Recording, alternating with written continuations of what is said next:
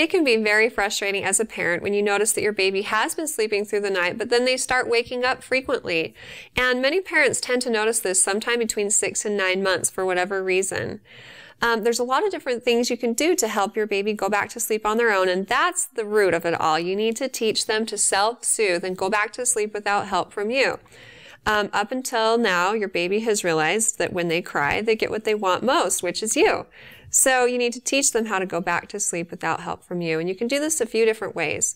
First of all, you should always talk to your pediatrician first before sleep training, and they can talk to you about whether or not there's any medical conditions, or some parents feel like their babies actually need extra nighttime feedings, and so they wake up and feed their baby frequently through the night. The pediatrician can help you determine if those feedings are necessary or if it's just your baby looking for comfort to go back to sleep. If your pediatrician gives you the green light, then you can go about it one of two ways.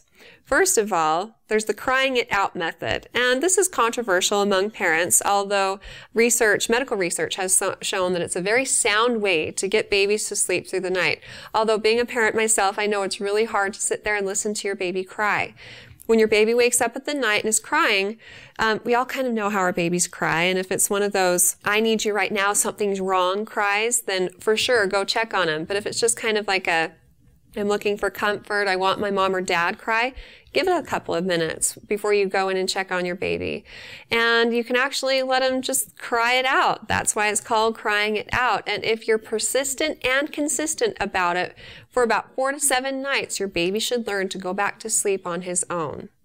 Now, because this method is a little bit hard for some parents to stick to, and sometimes it's hard to get both parents on the same page. So, like, the mom may not be okay listening to the baby cry, and the dad's like, leave him alone. But if one parent gives in, then the child never really learns how to self-soothe. You both have to be on the same page. But if this is hard for either of you, you can try a more graduated approach. You can give it a few minutes, again, if you just feel like your baby's crying for comfort. And after about 5 or 10 minutes, go in and gently touch your baby's tummy, turn around and walk right back out of the room. Resist any and all urges to turn on lights or talk to your baby or pick him up, and just turn around and walk right back out. This reassures them that you're there, but you're not going to hold them or give them what they want most, which might be just a feeding for comfort or a little bit of love. So if you walk out of the room and they continue to cry, just slowly increase the amount of time that goes by before you go check on them again. So the next time, wait maybe 10 to 20 minutes. And if you still need to wait longer, then maybe wait 20 to 30 and then 30 to 40 minutes.